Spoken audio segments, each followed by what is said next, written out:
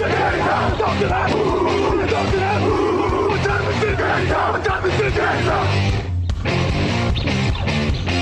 gun, Hulk left slot, Dixie left, T left, Mercedes, wide chip, Ricky, Fever left, 75, Katie, Omaha, quick going.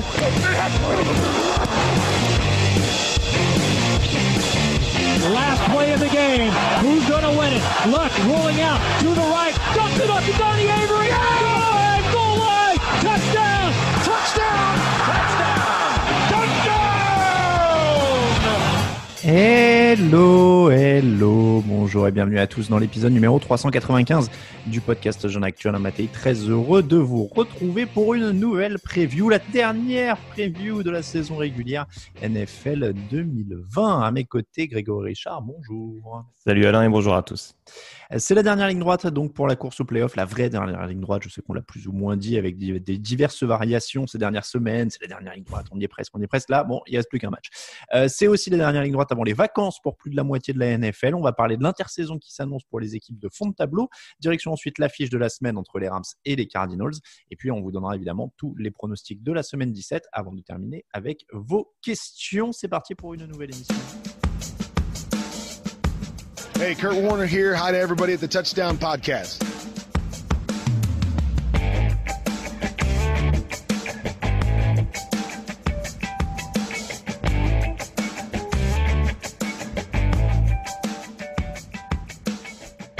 On va parler des Rams et on va parler de quarterback non drafté. Alors, qui de mieux que Kurt Warner en jingle, évidemment.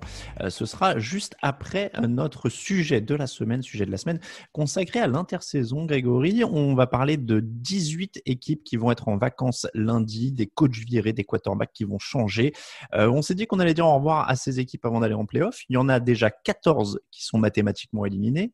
Greg, première question. Le truc qui fait toujours le plus parler à cette période de l'année, quels coachs vont être virés dans les jours à venir? On rappelle, déjà viré Bill O'Brien pour les Texans, Matt Patricia pour les Lions et Dan Quinn pour les Falcons.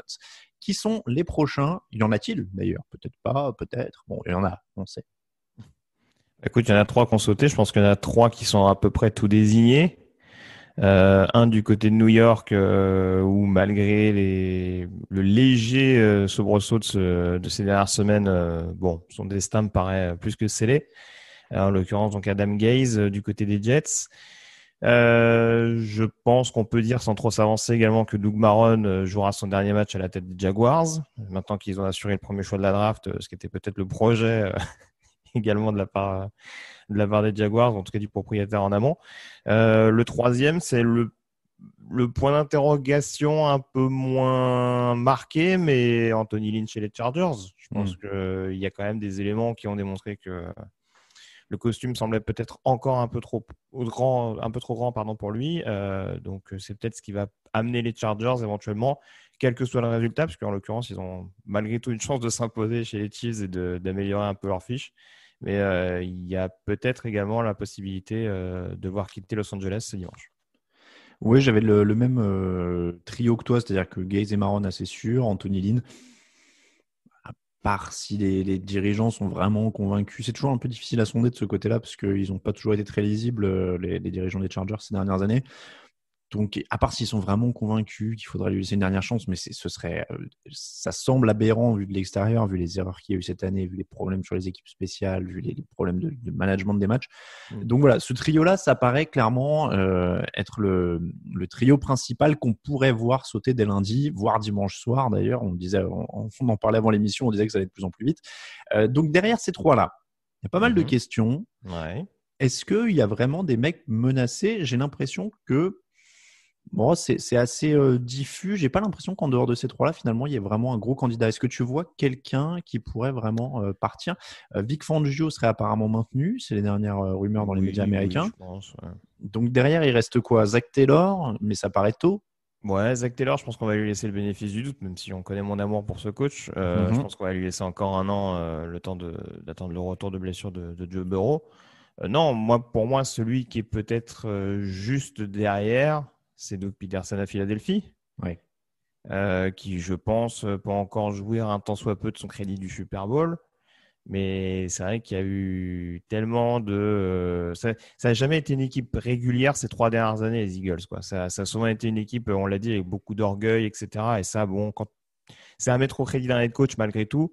Mais c'est vrai qu'après, si à côté de ça, il n'y a rien pour faire en sorte que tout soit lié, et en tout cas que l'équipe soit cohérente de A à Z, ça commence à devenir un peu compliqué. Et un coup, c'est la défense qui a posé problème. Très souvent, c'est l'attaque qui a été le nœud du souci. Donc voilà, et on peut se dire qu'avec Jalen Hurts, éventuellement, il y a peut-être la possibilité d'un nouveau rebond, mais il n'y a rien de sûr à l'heure où on se parle. Donc peut-être que tout dépendra aussi de la situation d'Ovie Roseman, je pense. Je pense que c'est presque Jalen Hurts qui va le sauver parce que, tu vois, s'il se débarrasse de Carson Wentz, ils vont dire, bon, bah voilà, avec Jalen Hurts, ça s'est relancé. Je pense que s'il y a prestation très convaincante contre Washington avec une victoire assez large, peut-être qu'on dira, bon, voilà, en effet, Jalen Hurts peut être notre gars du futur et à voir. Après, si tu veux, j'ai un autre nom en tête, mais ça, c'est vraiment une question contextuelle. C'est Carolina. C'est D'accord. Carolina dans Après le sens seulement un an. De quoi? Après seulement un an? Bah, je dis, c'est vraiment purement d'un point de vue contextuel. Je ne sais pas dans quelle optique le nouveau general manager va arriver, vu que Martin Horner a pris la porte il y a quelques semaines de ça. D'accord. On sait que les arrivées de nouveaux GM, c'est toujours un petit peu particulier. Donc, est-ce que le nouveau general manager va être embauché selon les envies de Matt Rhule? J'en suis pas persuadé. On sait que par exemple à San Francisco dans le passé, ça s'était passé comme ça quand Shanahan a été recruté. Je ne sais pas si c'est le leitmotiv des dirigeants des Panthers à l'heure où on se parle. Donc, très franchement, c'est pas du tout dans la même lignée que Peterson, mais voilà, ça va être, je pense, quelque chose quand même à surveiller. Mais voilà, c'est peut-être éventuellement un deuxième nom que je mettrais dans le chapeau, mais sans conviction aucune. Est-ce que Matt Nagy, s'il n'y a pas playoff pour Chicago, il s'est bien réveillé sur la fin de saison, donc il met un énorme doute là-dessus. C'est ce que j'allais te dire. Moi, après la défaite contre Détroit, ça me paraissait assez inévitable. Le truc, c'est que depuis, il y a eu relance. Il y a eu enfin une attaque qui a performé comme on devait l'attendre depuis le début de la saison. En plus, avec Trubisky qui était encore plus critiqué que Foles sur le poste de quarterback. Un jeu au sol qui a enfin pleinement explosé, qui s'est pas seulement amélioré parce que c'était pas dur, mais qui a pleinement explosé. Donc voilà, ces éléments mis bout à bout, ça peut permettre à Matt Nagy d'obtenir un crédit supplémentaire d'1 an.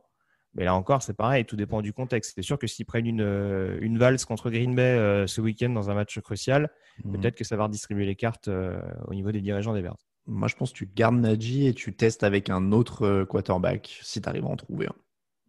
Ça va être possible, il y a peut-être des bonnes affaires à faire sur la free agency ou via des trades. Ça peut être l'option privilégiée par les… Après, Trubisky n'est pas la solution, c'est juste ça. Il ne faut surtout pas qu'ils oublient. Il sera peut-être signé.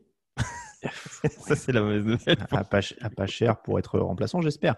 Donc ça, c'est à peu près les candidats. Mike McCarthy a semblé en danger à un moment, mais c'est pareil, il se réveille et c'est la première saison, donc ils ont déjà dit qu'ils lui laisseraient du temps. Mike Zimmer, est-ce qu'il y aurait une fin de cycle du côté de Minnesota? J'ai du mal à penser que c'est Minnesota qui fera la démarche. Ouais. On l'a dit, Mike Zimmer n'est pas non plus tout jeune, c'est pas un vieux crouton non plus, même si on sait qu'il a eu quelques problèmes de santé répétés quand même ces dernières années. Rien de grave, heureusement pour lui. Mais je pense que c'est plus Zimmer qui prendra sa décision et qui se dira c'est le moment de partir plutôt que Minnesota qui le vira. Les candidats sérieux, on vous renvoie sur le site évidemment parce qu'il y a un article qui les répertorie tous. On va pas passer tous les profils en revue, mais en gros, est-ce que j'en oublie un si je dis Eric Bieniemy, le coordinateur offensif des Chiefs, Brian Daboll, le coordinateur offensif des Bills, Robert Saleh, le coordinateur défensif des 49ers, Joe Brady, le coordinateur offensif des Panthers, et puis après chez les habitués, Jim Harbaugh, Todd Bowles, Josh McDaniels. Oui, je rejoins globalement la liste. J'aurais quand même cité Arthur Smith, le coordinateur offensif des Titans, qui je pense va avoir une très grosse cote malgré tout, vu ce qu'il arrive à faire du trio offensif, pour ne citer que lui de Tennessee. Après, oui, là, comme ça, tout de suite, à première vue, il y en a peut-être un qui doit m'échapper, mais sur la liste… je pense qu'il y en a beaucoup qui seront dans le mix, comme on dit. Pour les coachs universitaires, Dabo Swinney, Urban Meyer, est-ce que tu y crois? Urban Meyer apparemment flirtait avec certaines équipes, devait leur donner une réponse dans les jours à venir. Urban Meyer, je ne sais pas trop. C'est le genre de coach qui aime bien se sentir désiré. Donc, je sais pas si une équipe franchira le pas, pardon, peut-être, mais j'en suis pas persuadé. Dabo Swinney, je pense qu'à un moment donné, il y a une équipe qui va tenter le coup. Comme ça peut être le cas du coach d'Oklahoma, Lincoln Riley. Je pense que vu la jeunesse relative, Dabo Swinney, c'est combien? C'est une quarantaine d'années, je peux pas dire de bêtises. Oui, il est pas bien vieux. Ouais. Attendez, c'était noté sur l'article, l'excellent article d'Alexandre que vous retrouvez sur le site. 51 ans, autant pour moi. Ouais. Mais bon, c'est pas non plus pareil. Alors attends, du coup, parce que moi, Dabo Swinney, donc le coach de Clemson et donc de Trevor Lawrence, Oui. est-ce qu'on peut dire si les Jaguars... Il y a des spéculations. Il y en a eu par rapport aux Jets quand ils étaient numéro 1 de la draft avec l'optique potentielle de récupérer Lawrence. Je vois pas pourquoi du côté de Jacksonville, on n'en parlerait pas. C'est pas très loin de là où il se trouve actuellement en plus. Bon, je pense pas que les considérations géographiques entrent en ligne de compte, mais en tout cas, d'un point de vue familial, ça peut peut-être avoir son importance. Non, je pense qu'il y a une équipe qui va tenter le coup. D'accord. Ça me paraît très étonnant que ce soit pas le cas. Et lui, il est prêt à quitter Clemson alors? Ça, c'est autre chose. Parce que voilà, les salaires des coachs universitaires, c'est quand même quelque chose au fil des années. Hein. Donc, attends, tu veux dire qu'ils sont payés alors que les joueurs ne le sont pas? Exactement. Incroyable. Exactement. Mais en l'occurrence, du côté de Dabo Swinney, on ne peut pas dire qu'ils volent cet argent non plus. Non. Mais oui, c'est toujours l'éternel paradoxe. Mais voilà. Oui, non, pour moi, c'est le principal candidat, peut-être avec Riley, encore une fois, d'Oklahoma, qui sera peut-être tenté. Vu la période durant laquelle ils sont déjà en place. Après, ouais, Urban Meyer, je te dis pour l'instant, je sais pas trop, je suis un peu partagé là-dessus. Oui, puis j'ai lu qu'Urban Meyer était apparemment très très nerveux, mourait d'épuisement à la fin de chaque saison et aurait peut-être du mal à supporter la pression NFL. Officiellement, il avait précédemment quitté son poste de Florida pour des soucis de maladie. Bon, il est revenu un an après à Ohio State, donc oui. On ne sait pas trop si c'est un faux ou un tox. C'est un coach qui traîne quelques casseroles. Parce que, il a coaché des grands joueurs à Florida. Aussi. J'allais parler du fait qu'il avait caché des problèmes de violence domestique de la part d'un de ses anciens assistants. Il a même caché des problèmes de violence d'Aaron Hernandez. Oui, aussi. Voilà, c'est pour ça que je dis ça. Hein. C'était le coach des principaux cas sociaux qu'on retrouvait sur le campus de Gainesville à l'époque, tout à fait. Plus Tim Tebow. Bon, Tim Tebow était visiblement sa caution. Il en a fait quelque chose de bien en l'occurrence. Après, le niveau NFL de Tebow était ce qu'il était. Mais voilà. C'est vrai. Pour finir sur les intersaisons, toi, quelle est l'intersaison que tu as le plus envie de suivre? Si tu dois suivre une équipe, savoir ce qu'ils vont faire. Forcément, les deux premiers choix de draft, même si à titre personnel, je suis très curieux de voir ce que va faire Atlanta, bien entendu, mais les deux premiers choix de draft, Jets et Jaguars, j'en ai déjà parlé, il y a quand même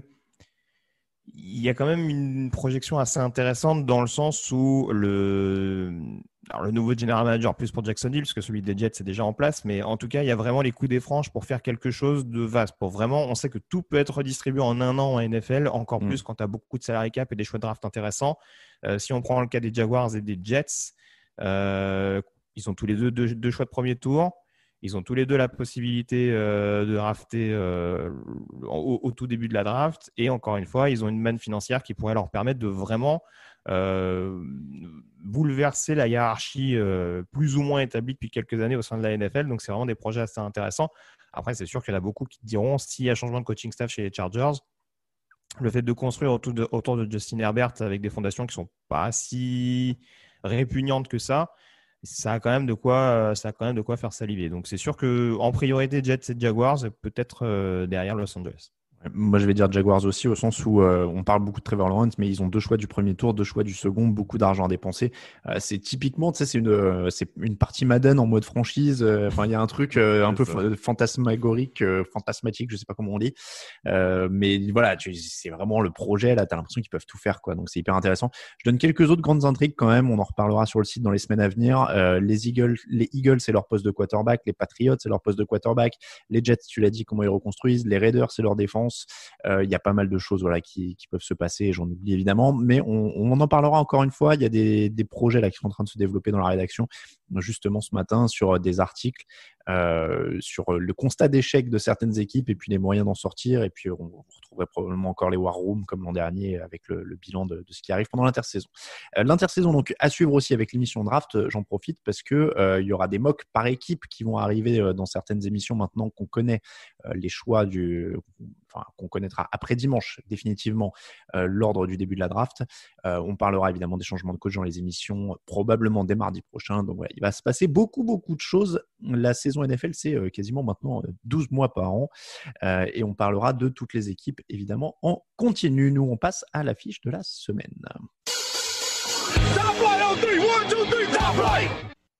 L'affiche de la semaine est une drôle d'affiche de la semaine, Grégory. Rams 9 victoires, 6 défaites. Cardinals 8 victoires, 7 défaites. Alors, deux équipes, on va beaucoup parler de scénario de playoff dans cette émission, accrochez-vous. Deux équipes qui pourraient être qualifiées pour les playoffs sans même jouer. Si les Packers battent les Bears dimanche à 19h, les Rams et les Cardinals sont automatiquement qualifiés. Si les Bears battent les Packers, ça devient un match à la vie et à la mort. Celui qui gagne entre les Rams et les Cardinals va en playoff, l'autre rentre à la maison et est en vacances. Ce match est quand même s'il finissait par être sans enjeu, particulièrement intéressant puisque ce seraient deux équipes qui iraient en play-off et qui sont pourtant très chancelantes en ce moment. Les Rams ont perdu leurs 2 derniers matchs, les Cardinals ont perdu 5 de leurs 8 derniers matchs. Les Rams n'ont pas leur quarterback puisque Jared Goff a un pouce cassé et Cooper Kupp est positif à la Covid. Kyler Murray, lui, s'est blessé à la jambe, mais il devrait jouer quand même. Laquelle de ces deux équipes a le plus de chances de se relever, Grégory? Parce que là, franchement, c'est un peu compliqué en ce moment. Vu la dynamique globale, malgré tout, j'aurais tendance à te dire Arizona. Parce que c'est sûr que Los Angeles reste sur 2 défaites de suite, dont cette défaite, encore une fois, très problématique face aux Jets, qui les met dans la situation dans laquelle ils se trouvent actuellement. Et c'est vrai qu'en plus, le timing est quand même très très mal choisi pour avoir une cascade de blessés. Tu parlais de Goff. Tu as parlé d'Anderson aussi sur le backfield? Non, j'ai même pas fait le point. Hacker, c'est incertain aussi. Voilà, donc c'est vrai que tout ça mis bout à bout, je veux bien que les Rams aient trouvé d'excellents ajustements cette saison pour leur période de transition, mais ça a commencé à faire un peu gros, surtout que John Wolford, qui est un ancien quarterback non drafté de Wake Forest, pour remplacer Jared Goff, il y a quand même il y a quand même plus sexy sur le papier. Donc c'est sûr que Arizona, c'est un peu chancelant ces dernières semaines, je te rejoins. Ils avaient perdu à l'aller contre les Rams également à domicile, mais c'est vrai que malgré tout, ils ont l'air d'avoir un peu plus d'éléments, un peu plus d'outils à leur disposition, peut-être à l'heure où on se parle. Tu as mentionné son nom, c'était quasiment la première question. Qui est John Wolford? C'est-à-dire que, on va pas mentir, on l'a avoué dans l'émission de mardi avec Raphaël, on n'avait jamais entendu parler du mec. Il le préfère à Blake Bortles, qu'ils n'avaient pas gardé en fait dans le practice squad. Je sais pas pourquoi je pensais qu'il était encore sur le banc, mais qu'ils ont re-signé, mais ils vont lui préférer John Wolford. Sean McVay l'a comparé à Doug Flutie après un scrimmage cet été. Alors pour les plus jeunes, Doug Flutie ça va pas beaucoup parler, mais 1m85, John Wolford, pas hyper grand pour les standards NFL, il a de la mobilité, il a 25 ans, il a joué en AAF, c'était l'Alliance of American Football, donc la ligue qui avait eu lieu au printemps 2019 et qui avait été coupée avant la fin. Est-ce que tu l'as vu jouer à Wake Forest, toi, du coup? Oui, mais à l'époque où il jouait, on peut pas dire que le jeu aérien était la faculté première de Wake Forest. C'est pour ça que c'était un game manager, principalement. D'accord. Et je pense que la comparaison avec Doug Flutie, qui, malgré tout le talent qu'il pouvait avoir et ce côté très excitant qui était le sien à mener une attaque, je pense que s'il met en avant le côté de Doug Flutie, c'est peut-être justement pour parler d'un profil vraiment double menace, mais qui colle pas vraiment au style offensif qu'on a l'habitude de voir du côté de Los Angeles. Après, justement, si on peut y voir un avantage en l'occurrence, c'est que du côté d'Arizona, il va falloir s'ajuster. En se préparant à jouer un type d'adversaire qui va peut-être pas jouer de la manière dont on l'attend. Typiquement, on peut être dans le même cas de figure que Carson Wentz et Jalen Hurts. C'est vrai. Sachant, moi, j'ai mis Kurt Warner en jingle. Peut-être que c'est l'histoire qui va se répéter. Tu vois, un truc incroyable, un joueur non drafté qui arrive, qui prend le relais d'un bon quarterback sans plus. On rappelle que Kurt Warner avait pris le relais de Trent Green à l'époque. Bon, voilà, ça pourrait être la belle histoire. Après, j'y crois quand même moyennement. Ils vont devoir aménager. Oui, non. Franchement, encore une fois, c'est tout ce que je lui souhaite. Il a réussi à s'intégrer dans un premier temps après avoir été cuté par les Jets dans un premier temps. Donc, voilà, il a réussi à trouver sa place. Encore une fois, le fait qu'il ait en effet réussi à prendre le dessus sur Blake Bortles, qui peut faire le boulot en tant que numéro 2, Bah oui. ça montre qu'il a une certaine valeur. Et encore une fois, je pense que Sean McVay s'y connaît un petit peu en termes de talent offensif et de quarterback notamment. Donc, on n'est pas à l'abri d'une bonne surprise le concernant, mais ouais, je le vois pas tout bouleverser non plus. Mais en tout cas, encore une fois, il y a les armes peut-être pour rendre cette attaque assez imprévisible et peut-être piéger un petit peu cette équipe d'Arizona et notamment leurs linebackers qui sont assez performants ces dernières semaines en jouant un petit peu plus d'options et en misant un peu plus sur des zones intermédiaires justement pour trouver les receveurs. Mais c'est la grande inconnue en fait cette attaque des Rams, alors que les Cardinals prennent 4,7 yards par course, c'est une des pires défenses au sol de la ligue. Il y a un coup à jouer, mais du coup on ne sait pas vraiment ce à quoi on va avoir droit. À l'inverse, on sait ce qui nous attend avec la défense des Rams. Ils ont une énorme défense. Eux ne prennent que 3,8 yards par course par exemple. Ils sont troisième en NFL. Sur les yards encaissés au total, ils sont premiers. Sur les sacs, ils sont deuxième avec 49 sacs. Donc ça va être très compliqué pour une attaque de Cliff Kingsbury qui, elle, pour le coup, je trouve, peine à trouver son identité de jeu cette année. En fait, si tu veux, je pense que l'identité de jeu, c'est ce qui m'a un peu embêté pendant pas mal de temps. Je pense qu'ils l'ont, mais c'est ce qui risque d'apparaître un peu rédhibitoire vu la blessure actuelle de Kyler Murray. C'est qu'il y a en effet un quarterback qui est capable d'être très performant, de jouer extrêmement vertical, mais qui, sans solution plus ou moins rapide, sans première fenêtre rapidement identifiée, va avoir tendance, je trouve, à courir un peu trop souvent. Voilà. Après, c'est en fonction des matchs. Encore une fois, je ne vais pas caricaturer bêtement et méchamment.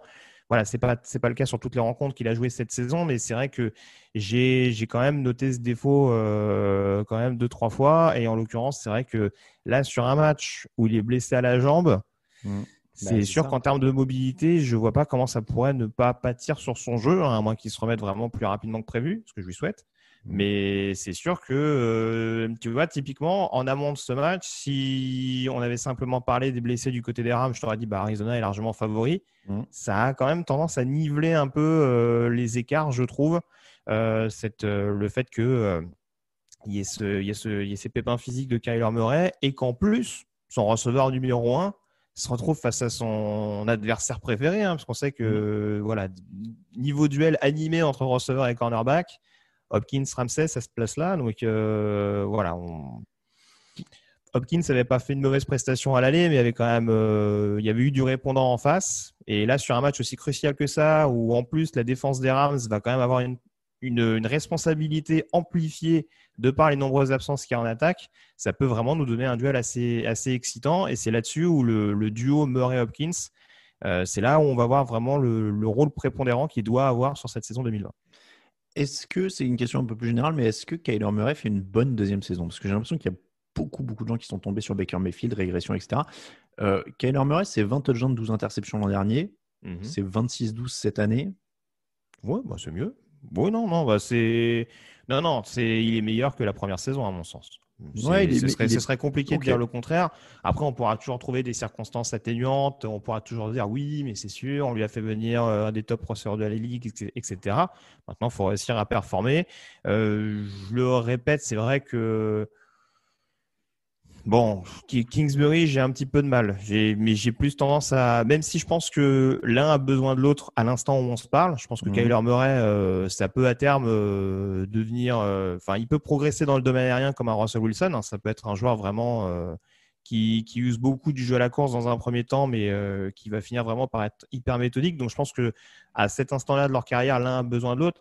Mais je pense que Murray gomme un petit peu certaines imperfections, je trouve, de Kingsbury, qui parfois en termes de play call, je trouve, me laisse un peu stoïque. Mais donc oui, non, pour répondre à ta question très clairement, Mayfield, on voyait qu'il y avait une régression nette. Murray, ça me saute pas aux yeux très clairement. D'accord, j'en attendais peut-être un peu plus. J'étais peut-être un peu trop exigeant. En fait, ils ont commencé sur de telles bases, peut-être aussi, ouais. Qu'après, c'est sûr, oui, que ça s'est un petit peu grippé et du coup, on peut se dire il y avait peut-être moyen de faire mieux. C'est vrai.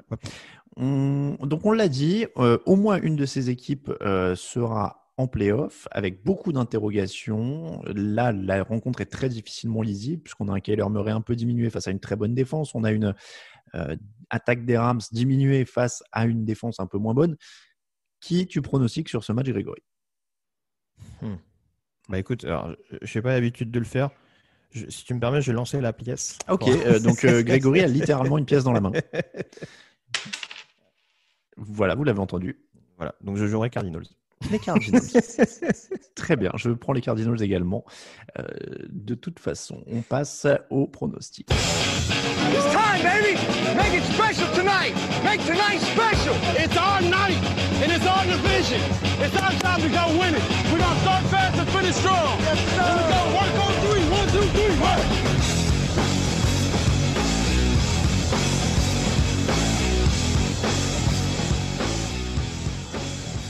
Les pronostics, Grégory. Alors là, il n'y a pas de question de pièce, je pense. Parce que la semaine. Ou alors tu les fais tous au pile ou face cette semaine. Pas tout le temps, non. Il y en a 2 ou 3 quand même où je me suis gratté un peu plus la tête, mais oui, il y a quand même un peu plus de certitude. La semaine dernière, meilleur score pour Raoul Villeroy pour la deuxième semaine de suite, 11 points. Grégory 10, Camille, Raphaël et moi-même 9. Au classement général, Camille est désormais en queue de peloton avec 152 points. Il a été, bah oui, c'est ça. Raoul se détache donc à 154, Greg à 158, Raphaël 161 et moi-même à 166. Donc à mon avis, sauf Kata, je vais finir la saison régulière en tête. Donc je suis déjà content de ça. Le problème, c'est qu'il ne faut pas que je fasse une Peyton Manning en playoff, tu vois, de façon début de carrière. Donc tous les matchs ont lieu dimanche cette semaine. Il n'y a pas de débat là-dessus. Il n'y a pas de complications de calendrier. Il n'y a pas de mercredi. Il n'y a rien. Tout est dimanche. On commence à 19h. Donc, Buccaneers, 10 victoires, 5 défaites. Falcons, 4 victoires, 11 défaites. Les Buccaneers, on vous le précise pour chaque match. Donc, si les titulaires jouent ou pas et s'il y a un scénario de playoff. Là, les Buccaneers vont faire jouer leurs titulaires. Bruce Arians l'a expliqué. Ils veulent la place numéro 5 dans la conférence. Tampa, sur le bilan, semble avoir un match dégagé avec un tour de chauffe supplémentaire. On rappelle qu'ils ont explosé les Lions la semaine dernière. Mais les Falcons, Grégory, sortent d'un bon match contre les Chiefs. Ils sont toujours imprévisibles. Donc, peut-être que...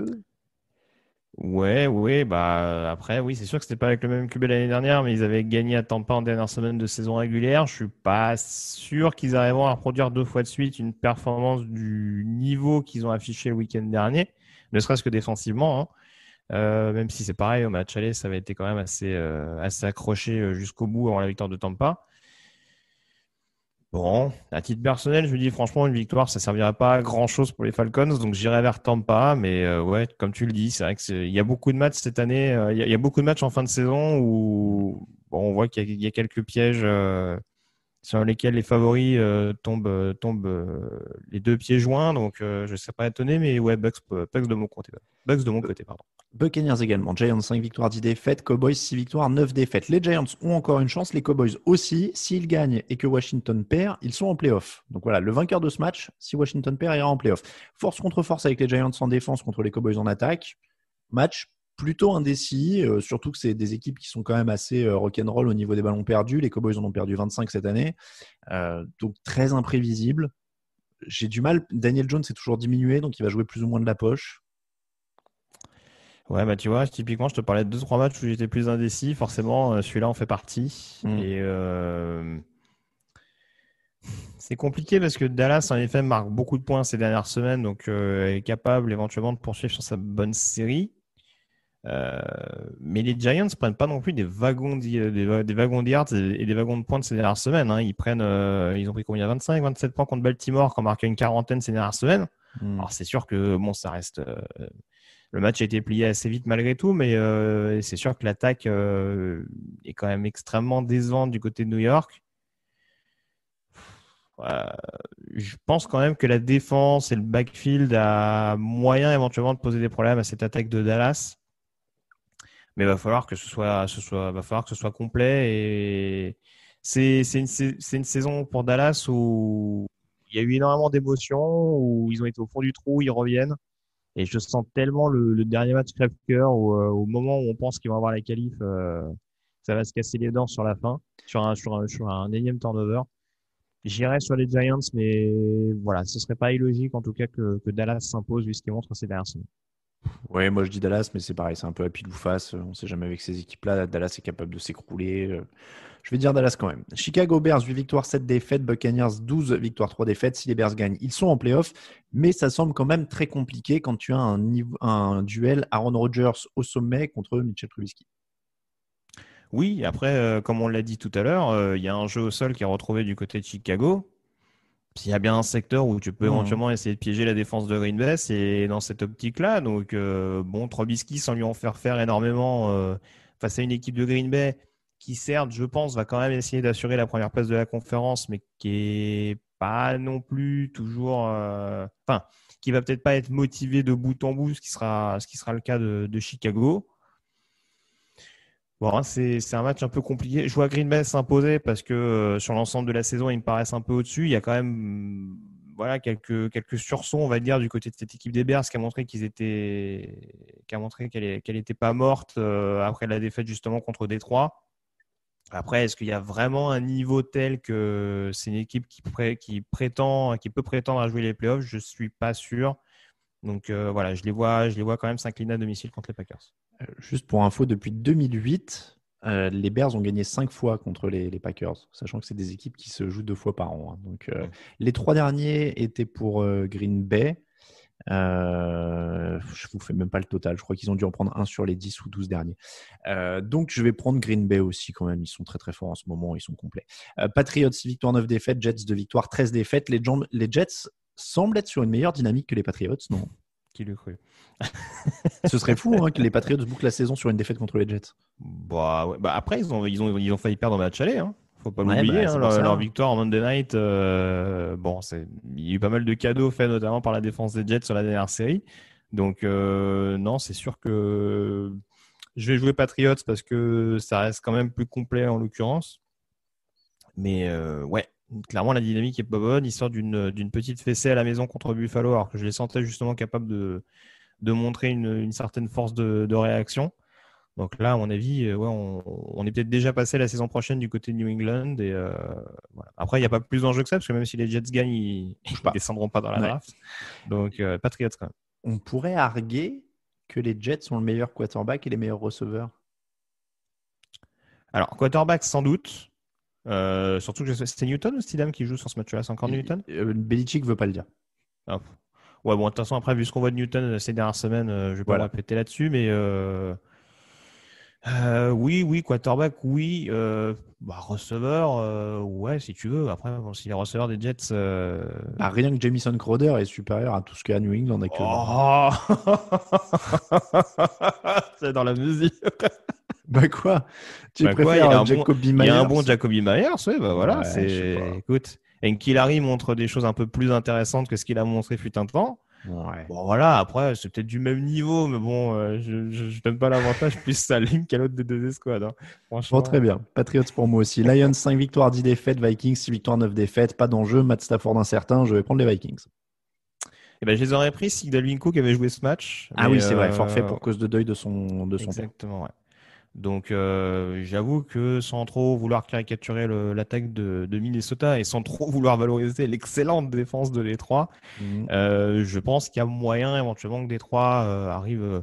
Détroit est jamais aussi dangereux que sur des matchs où il n'y a pas d'intérêt. C'est vrai. Du coup, voilà, mais Minnesota aussi. Hein. Ouais, mais Minnesota, c'est pareil. Je les voyais gagnants sur des matchs à leur portée, ils perdent. Je les voyais perdants sur des matchs, ils gagnent. Donc voilà. Là, en l'occurrence, ils sont plus ou moins favoris. Il n'y a pas d'Alvin Cook, je mets Détroit. Détroit pour toi, et ce sera donc, je l'ai dit, Minnesota pour moi. Cleveland, 10 victoires, 5 défaites. Pittsburgh Steelers, 12 victoires, 3 défaites. Les titulaires des Steelers au repos. Et si les Browns gagnent, ils sont en play-off. Donc là, sur les motivations, on semble quand même être sur un match qui est à la portée des Browns. Ah bah ouais. Et puis alors en plus, les Browns déjà, ils ont un surplus de motivation. Tu leur mets Mason Rudolph en face. Alors là, je peux te dire que les gars. Alors, on rappelle, Mason Rudolph, il y avait eu l'accrochage l'an dernier avec Myles Garrett qui lui avait foutu un coup de casque et suspension derrière et bagarre et tout ça et tout ça. Donc oui, ça fait beaucoup de motivation. Après, j'ai toujours peur avec Cleveland. Ça fait quoi 2 semaines là, qu'ils pourraient conclure cette place en play-off et qu'ils n'y arrivent pas. Ils n'ont pas été aidés par la Covid. Je vais parier Cleveland parce que encore une fois, il y a beaucoup de repos en face. Mais ça reste un match de division, ça reste quand même une équipe de Pittsburgh qui est, mine de rien, c'est le grand frère quoi, dans cette division. Donc, ouais. Après, voilà, c'est sûr qu'on parle de Big Ben. Je ne sais pas combien de titulaires Mike Tomlin est censé laisser au repos. Parce que là, on sent qu'il y a quand même une certaine fatigue morale ces dernières semaines du côté des Steelers. La mauvaise série a laissé pas mal de traces malgré tout, surtout en attaque. Ils ont eu cette bonne réaction en deuxième mi-temps contre Indianapolis, mais c'était quand même très très mal parti. Donc je ne sais pas à quel point Tomlin n'a pas dans la volonté de recharger un peu les batteries et de faire en sorte que l'équipe qui de toute façon jouera les wildcards la semaine prochaine, reparte du bon pied en étant un peu plus frais. Donc ouais, c'est vrai que sur ce match-là, bon, j'irai quand même vers Cleveland. En effet, je te rejoins. Il y a un peu plus de choses qui font que je les vois pas quand même faire 3 matchs de suite, même si ça serait très Browns. Mais je les vois quand même s'imposer sur ce match-là. Donc Cleveland pour tout le monde. Kansas City, 14 victoires, 1 défaite. Les Chargers, 6 victoires, 9 défaites. Et les titulaires des Chiefs qui auront du repos, ce qui rend le match quand même très difficile à pronostiquer. Parce que même avec... tu vois, ils ont quand même des receveurs de qualité à non plus finir. Tu prends des Michael Hardman, je crois que Watkins sera au repos par contre. Mais bon, il y a du monde, il y a Andy Reid qui coach, donc tu sais qu'il peut tirer un peu tout de n'importe quel joueur. Et en face, il y a Anthony Lynn. Ouais, mais justement, je sais qu'on en plaisantait sur le chat interne de la rédaction, hein, mais et je pense qu'on n'est pas les seuls d'ailleurs. C'est quand même un match typiquement que les Chargers peuvent prendre, histoire de dire on fait pas une si mauvaise saison que ça, on finit à 7-9 en n'ayant jamais vraiment été crédible dans la course, la course à la post-season. Donc, je dirais victoire des Chargers de mon côté. Je vais prendre les Chiefs quand même si c'est Chad Henne, le quarterback. C'est dommage qu'il ait jamais joué avec Tavares Cadet, d'ailleurs. Avec quoi? Avec Tavares Cadet, l'ancien running back des Saints. Cadet. Pas mal. Mais alors attends, Chad Henne qui s'est fait une carrière quand même tellement improbable. Dolphins 2008-2011, Jaguars 2012-2017, Chiefs 2018 jusqu'à maintenant. Il a 35 piges maintenant, je me rappelais à peine qu'il était encore dans la ligue, mais respect à lui, il prend son petit salaire. Backup, hein, écoute, c'est pas... après, faut voir ce qu'il donne en titulaire, mais oui, bon, voilà, c'est bon backup, oui, il peut être debout sur le bord du terrain. On a vu que ça pouvait être un peu compliqué. Ouais. Voilà. Chiefs pour moi, allez. Panthers, 5 victoires, 10 défaites. Saints, 11 victoires, 4 défaites. Les Saints ont une petite chance d'avoir la semaine de repos. On vous laisse voir les scénarios sur le site parce que là, c'est un peu compliqué à expliquer. Ils sont supérieurs quand même dans tous les domaines aux Panthers, donc je vais aller sur les Saints. Oui, tu l'as dit, oui, il faut notamment espérer une défaite des Packers pour y croire, mais c'est un match piège, encore une fois. De toute façon, les Panthers, je pense que ça va être un peu les juges de paix en cette fin de saison. Là, ils ont piégé la football team à Washington. Ça peut être un match piège. Après, franchement, sur ce match-là, je pense que les Saints vont vouloir vraiment bien finir cette deuxième partie de saison régulière. Et je les vois en l'occurrence s'imposer. Il faudra voir si Sean Payton fait souffler des joueurs en l'occurrence, sachant que Thomas est déjà blessé. Mais Saints pour moi également. Bengals, 4 victoires, 10 défaites, 1 nul. Ravens, 10 victoires, 5 défaites. Le rouleau compresseur Baltimore est relancé. C'est de nouveau l'équipe qui gagne le plus de yards au sol de toute la ligue. Les Bengals ont la 20e défense au sol de la ligue. Je vous laisse comprendre ce que je pronostique. Grégory, tu m'aimes. Alors, Baltimore, bien entendu. Mais attention aux Bengals quand même. Ils montrent des meilleures choses ces dernières semaines. Ils ont marqué pas mal de points à Houston. Ils ont surpris Pittsburgh. Attention. Ouais, avec l'enjeu, Baltimore doit gagner pour aller en playoff. Je pense que là, ils vont être dedans. Hein. On verra. Mais oui, Baltimore, bien sûr. Bien sûr. Baltimore pour tout le monde. Buffalo Bills, 12 victoires, 3 défaites. Dolphins, 10 victoires, 5 défaites. On ne sait pas si les Bills reposeront certains titulaires. Je ne crois pas que ça ait été annoncé pour le moment. Les Dolphins sont en playoff s'ils gagnent. Tua Tagovailoa titulaire apparemment. Est-ce qu'il n'y a pas le risque de se faire dépasser ou alors tu penses que cette défense de Miami peut vraiment bien contenir Josh Allen et Stephon Diggs, que peu de monde arrive à faire cette année hein. Ouais. Là, clairement, on parlait de dynamique, pas faux folle. C'est sûr que Miami gagne des matchs. Ils se sont encore imposés au forceps du côté de Las Vegas, mais avec une équipe des Raiders qui était quand même un poil diminuée malgré tout avant ce match. Et c'est vrai que cette situation en poste de quarterback continue de poser des questions face à une défense des Bills qui s'améliore, je trouve, semaine après semaine. En tout cas, qui retrouve pleinement ses titulaires, donc ça, c'est une bonne chose. Les Bills n'ont pas grand-chose à jouer sur ce match-là, donc c'est ça qui fait que je pense qu'ils peuvent éventuellement jouer la deuxième place pour l'assurer vis-à-vis des Steelers, mais est-ce que c'est vraiment la priorité principale de McDermott à l'heure où on se parle? Je ne sais pas trop. Maintenant, il y a quand même une équipe de Buffalo à qui tout sourit ces dernières semaines, une équipe de Miami qui s'accroche tant bien que mal et qui continue d'être un prétendant sérieux, mais sur un match comme ça, je pense quand même que Buffalo peut s'imposer. Après, tout dépend encore une fois du degré de motivation sur 60 minutes. C'est ça qui est compliqué. Ils peuvent très bien mener pendant 3 quarts temps et puis tu fais souffler tout le monde et Miami revient en fin de match. Pour caricaturer un peu. Oui, c'est vrai. Non, mais ça le rend aussi très difficile. Mais sur la dynamique, clairement, Buffalo est favori de ce match. Donc, moi, je vais aller sur Buffalo. Et à voir, Miami pourrait être le grand perdant de cette semaine dans cette course au playoff AFC où tout le monde doit gagner et espérer une défaillance d'une équipe. Après, encore une fois, je suis pas sûr que les fans des Dolphins seront d'accord avec moi, pas tous en tout cas. Bon, une saison à 10-6, vu qu'il aurait été plus ou moins promis en début d'année. Je pense qu'en début de saison, ils auraient signé malgré tout, playoff ou pas playoff. Et puis l'an dernier, ils étaient censés être au fond du trou. Ils avaient déjà bien recommencé la reconstruction. Donc non, ça reste du positif quoi qu'il arrive. Coup d'envoi dimanche à 22h25. 49ers 6 victoires, 9 défaites. Seahawks 11 victoires, 4 défaites. Rivalité. Alors Seattle a aussi une chance d'être premier de la conférence. Mais là encore, scénario compliqué. On vous laisse le voir sur le site. Il faut des défaites des Packers, etc. Rivalité de division. San Francisco toujours privé de beaucoup de titulaires. Avec une défense de Seattle en face qui monte en puissance, ça semble quand même compliqué pour CJ Beathard et compagnie. Là.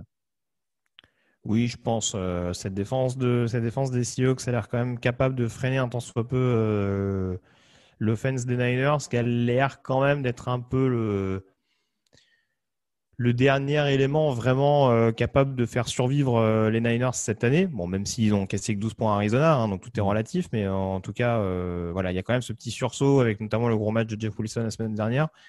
Je pense quand même que cette défense a moyen de les freiner, comme ils ont freiné notamment l'attaque des Rams la semaine passée.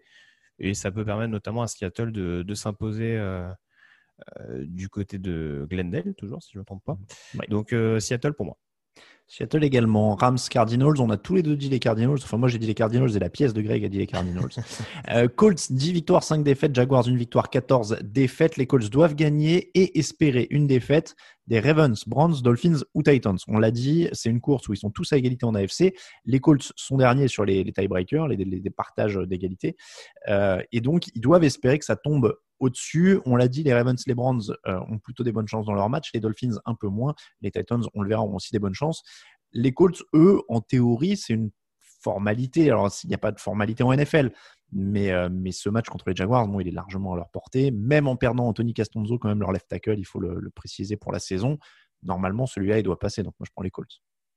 Oui, je prends les Colts aussi. D'ailleurs, j'ai vu passer que s'il y a défaite, ce serait le dernier match de Philip Rivers. Donc, on a la confirmation plus ou moins de la retraite imminente du chouchou historique de Raoul. Attention, monsieur, il faut cliquer sur le lien et lire le papier en entier. Je ne sais pas si tu as lu l'article en entier. Pourquoi ? Qu'est-ce que j'ai raté ? Parce qu'il dit que ça pourrait être son dernier match, notamment parce qu'il n'a pas de contrat à la fin de l'année, mais il laisse entendre qu'il aimerait bien continuer.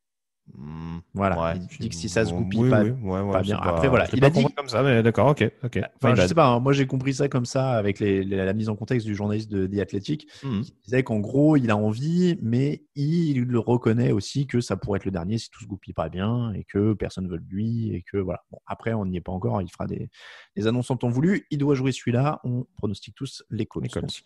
Les Texans, 4 victoires, 11 défaites. Les Titans, 10 victoires, 5 défaites. On en parlait, c'est quand même très prenable pour les Titans. Victoire et playoff pour Tennessee. Ils n'ont pas de pass rush. Deshaun Watson donc, devrait pouvoir se débrouiller, mais contre une défense de Houston en perdition, Ryan Tannehill, Derrick Henry et Jay Brown, normalement, devraient se régaler. Oui, ils en ont pris combien ? 37 contre les Bengals, je ne sais plus. Donc, dans ces eaux-là, contre Tennessee, oui, ça devrait quand même être un peu compliqué. Je dirais les Titans, on n'est pas là d'une surprise, mais oui, Tennessee, en plus, dans la situation qu'elle est à l'heure, je les vois quand même s'imposer à Houston. Tennessee également. Broncos, 5 victoires, 10 défaites. Raiders, 7 victoires, 8 défaites. Les deux sont éliminés. Les deux intrigues de l'intersaison pour ces équipes seront en même temps sur le terrain. Drew Lock contre la défense des Raiders. Qui prend la main d'après toi ? Alors les Broncos, ça fait partie de ces équipes avec les Vikings sur lesquelles je révise mon avis chaque semaine qui passe, mais les Raiders m'ont l'air sacrément en roue libre en cette fin de saison, surtout avec les playoffs qui leur sont passés sous le nez. Donc je dirais peut-être éventuellement un bon dernier match de Drew Lock pour laisser entrevoir une possibilité d'un avenir intéressant avec lui. Mais très franchement, là-dessus, c'est pas le match qui m'excite le plus. J'aurais tendance à aller vers Denver, mais sans aucune conviction. Je vais prendre les Raiders, mais c'est pareil, c'est un match de fin de saison de division.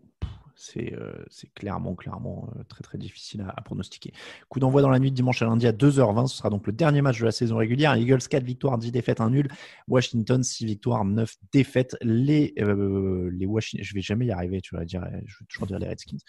Ça fait 17 semaines. Washington, donc une victoire et ils sont en playoff. A priori avec Alex Smith, même s'il a été laissé au repos sur l'entraînement de mercredi. Il y a une grosse défense pour embêter Jalen Hurts.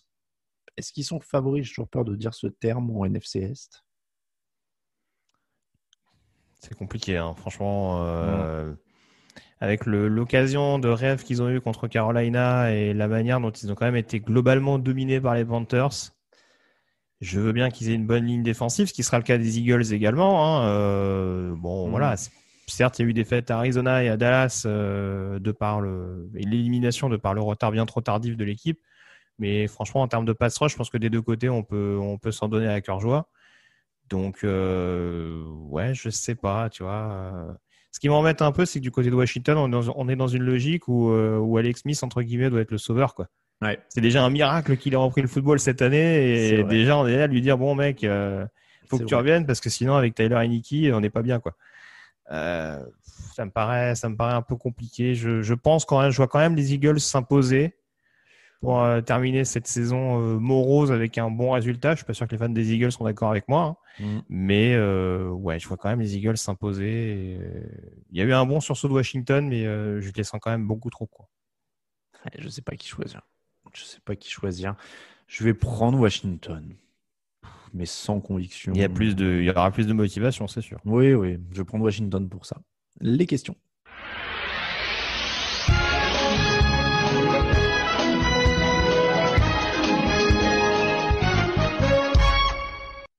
Les questions de la semaine. On commence avec la question de les Dolphins gagnent le Super Bowl.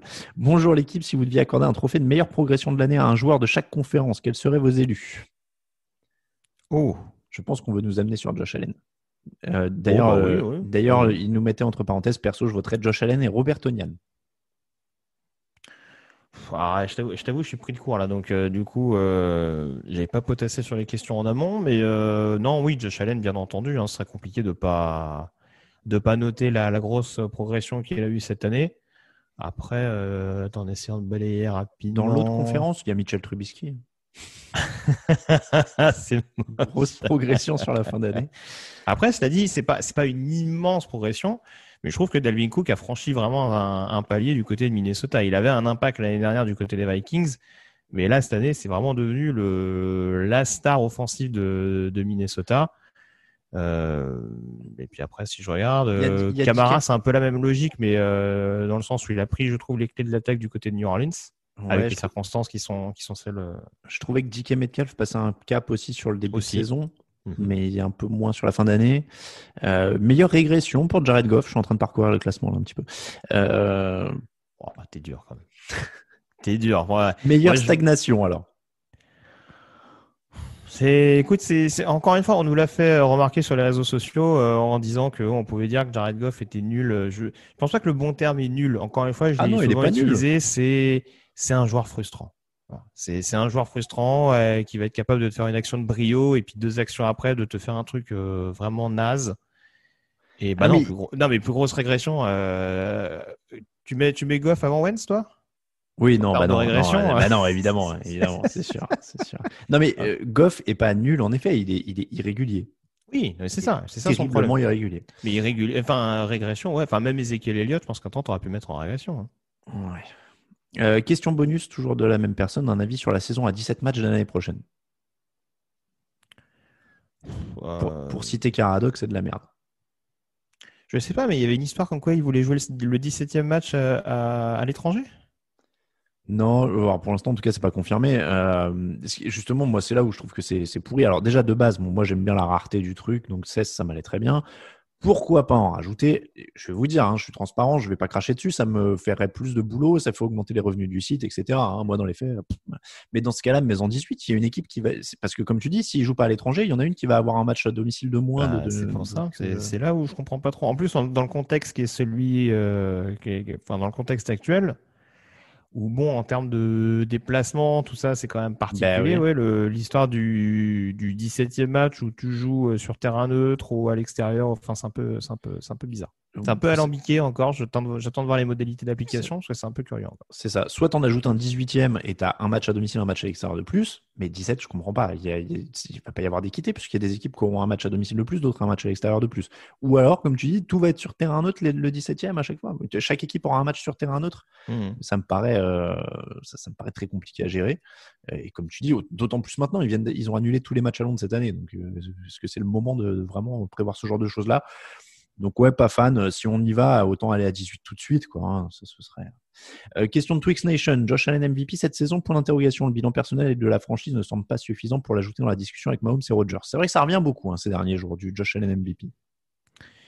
Honnêtement, je pense qu'il sera bien considéré, mais il y a tellement des chiffres qui donnent le tournis au sein de ces deux concurrents. Et puis voilà, c'est sûr que il a été un des symboles de la mauvaise période de Buffalo un temps.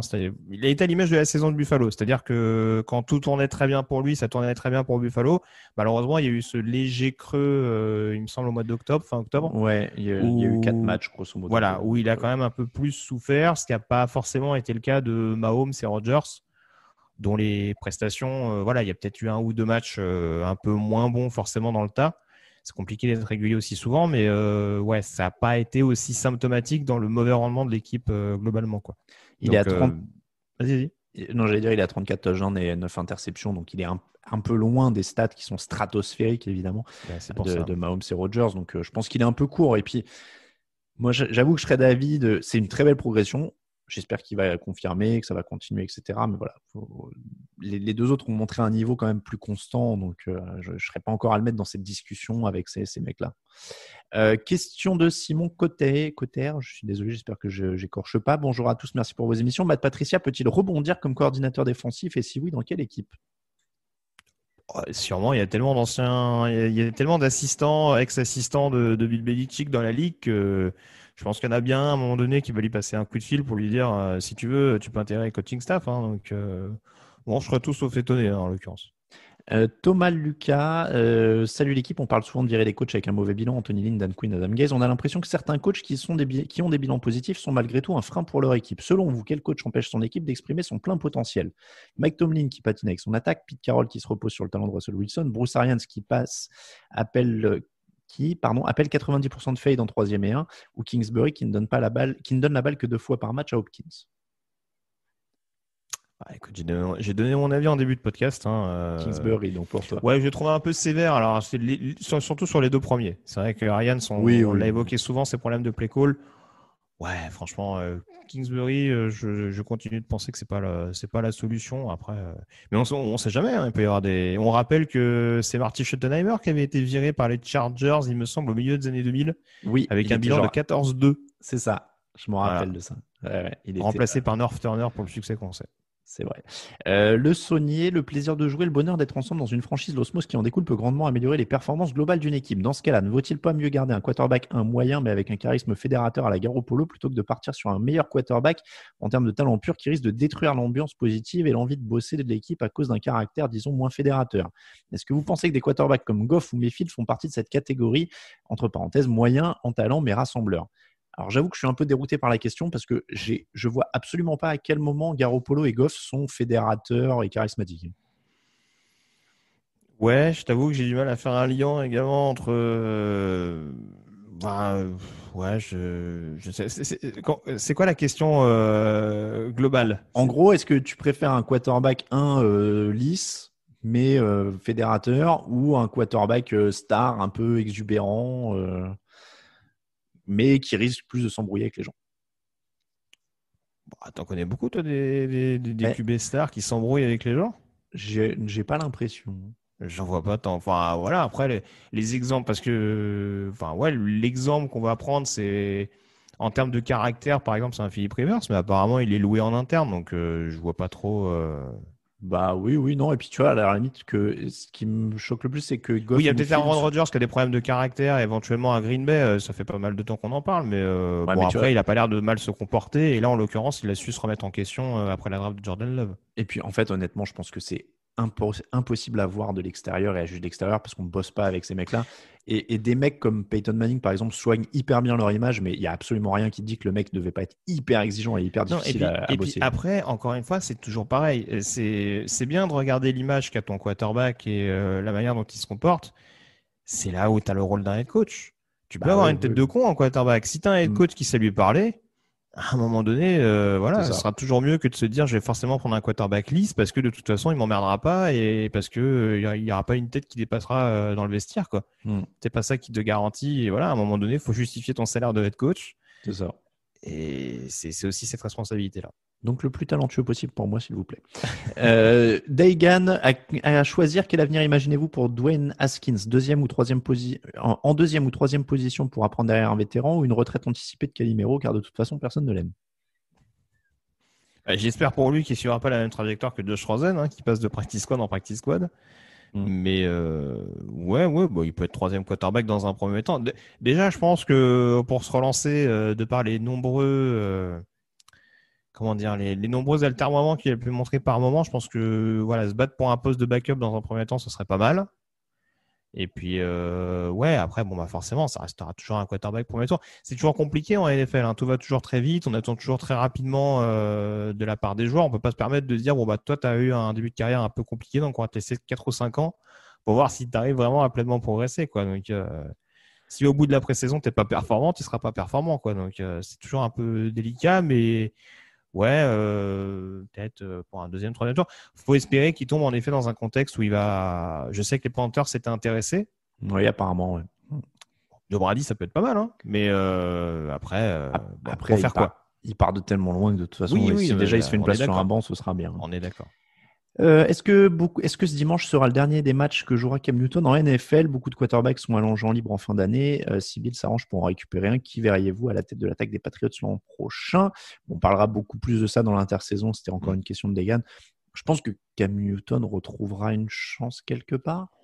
En titulaire, j'ai des doutes. En titulaire, je sais pas. Et puis après, il faut savoir est-ce que lui veut revenir en remplaçant. Ça aussi, c'est une question à se poser. Oui, ça c'est vrai. Question de GoPackGom. Salut la team. Ça fait longtemps que je vous écoute, mais c'est la première fois que je participe au podcast. Pour vous, quelle stratégie les Packers doivent-ils adopter avec leur jeu au sol ? Prolonger Aaron Jones en lui offrant un gros contrat ou faire confiance à Jamal Williams et au rookie et J. Dillon pour la suite, quitte à perdre un des meilleurs running backs de la ligue ?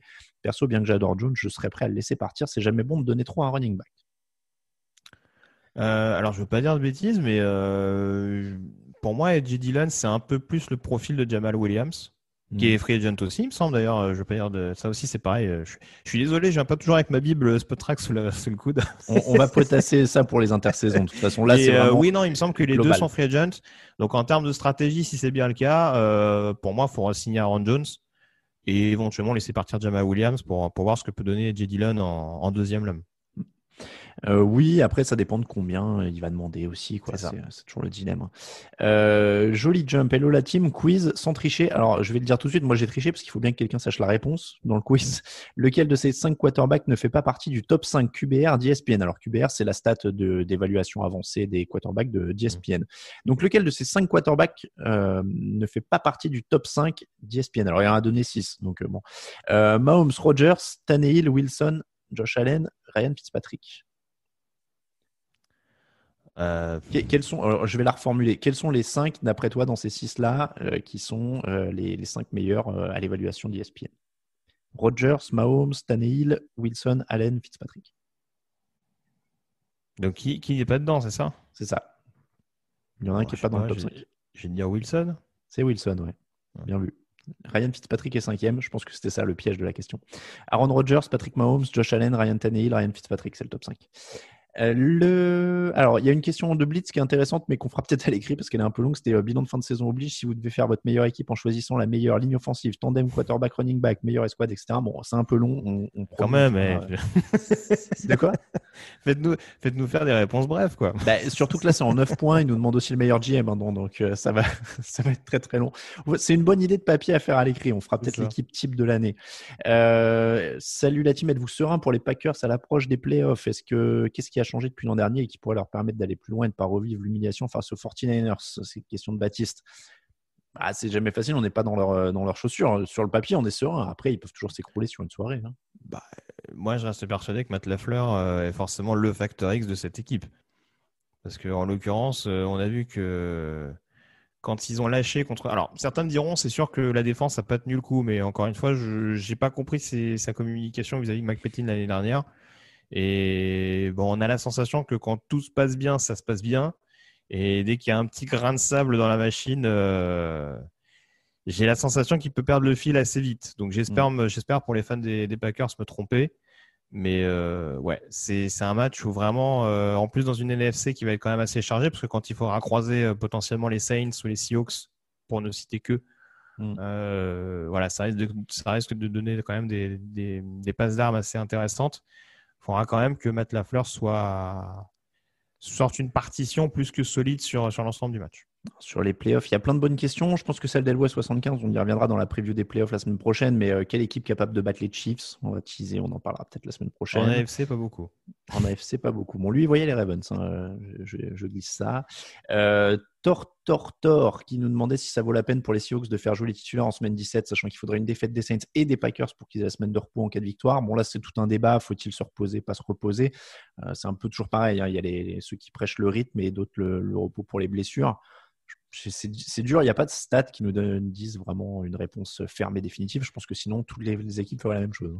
Après, c'est toujours pareil. Reposer, il y a différents types de repos. Hein. Il y a des joueurs que tu peux ne pas faire jouer du tout et des joueurs que tu peux faire évoluer comme en pré-saison où tu leur fais jouer au moins une mi-temps pour que justement ils gardent cette espèce de rythme-là pour ne pas arriver non plus la semaine d'après en étant un peu off, quoi. Chabaloutre, comment gérer le cas Locke chez les Broncos? Trouver un free agent en quarterback pour qu'il apprenne, trouver un rookie à mettre derrière lui, l'échanger. Bon réveillon à tous. Moi, j'en ai déjà parlé, un rookie. Je pense qu'il faut s'arrêter là. D'ailleurs, je crois que j'avais vu la stat qu'on nous a fait tourner sur le chat interne où on nous citait les quarterbacks qui avaient été draftés au premier tour ces dernières années et qui n'étaient plus dans leur équipe au bout de 3 ans. C'est vrai, les Broncos. Et les Broncos faisaient partie de 5. Il y avait les Broncos et c'était qui la deuxième équipe qui était concernée? Je ne me rappelle plus. Avec Montes peut-être les Browns, ouais. Il y avait les Browns et les Broncos qui avaient 4 représentants sur les 5 cités. Donc, en l'occurrence, Tim Tebow et Paxton Lynch, je crois. Paxton Lynch, en effet. Dernière question, elle est de Bertrand. Combien de saisons en moyenne faudrait-il à une équipe de bas de tableau style Jets ou Jaguars pour arriver à remonter dans le milieu, voire le haut du classement? Je l'ai dit tout à l'heure, hein, ça peut aller très vite. Hein. Ouais. Ah oui, bien sûr. Honnêtement, enfin, je vais pas trop gonfler le truc parce que on verra ce qu'il donnera à l'instant T. Mais typiquement, si les Jaguars entourent bien un Trevor Lawrence qui a quand même un certain potentiel, voilà, ils peuvent être déjà en playoff dès l'année prochaine, hein, très clairement. Ah ouais. Moi, j'allais dire 2 ans, mais. Non, mais de part, encore une fois, la situation financière, je pense que si ton quarterback, c'est la politique ces dernières années, hein, la politique des quarterbacks rookies à qui on met des armes tout autour pour vraiment être performant d'entrée et pouvoir aller chercher le Super Bowl très rapidement. Je ne serais pas étonné, en effet. Ça peut être 2 ans, oui, ce sera plus logiquement 2 ans. Mais encore une fois, ouais, ils peuvent être compétitifs pour les playoffs dès l'année prochaine, selon moi. Et c'est comme ça que se termine l'épisode numéro 395 du podcast Jean Actu. On vous remercie de nous écouter. On vous remercie si vous nous soutenez sur Tipeee aussi. Vous pouvez également nous aider en laissant des commentaires et des étoiles sur Apple Podcast. Ça fait remonter le podcast, ça fait toujours du bien. Merci beaucoup, Grégory. Toujours un plaisir. Très bonne année à toi, du coup. La même en mieux. Exactement, c'est ce qu'on Au moins mauvaise année. Voilà, moins mauvaise année, année moins merdique à toi. En espérant qu'on puisse se revoir un jour éventuellement. On n'espère pas être confiné pour le Super Bowl, par exemple. L'an dernier, on avait fait un truc sympa, on avait fait un fauteuil avec tout le monde. Peut-être qu'on se verra. Pour nous suivre, touchdownactu.com pour le site, Twitter @tdactu, Facebook @tdactu, Instagram @touchdownactu en entier avec les coulisses de l'émission. C'est très glamour, vous verrez sur tous ces réseaux sociaux. @YellowRadioSa pour Greg sur Twitter, @AlainMattei. Pour moi-même, on vous souhaite encore une fois de très bonnes fêtes de fin d'année, un bon réveillon si vous nous écoutez le 31 et même une bonne année si vous nous écoutez juste après. On vous rappelle donc que toute l'actu de la NFL, c'est sur tdactu.com. Générique avec Kickban, qu'on remercie encore une fois. Et on vous souhaite une très très bonne année à tous. Ciao, ciao. Les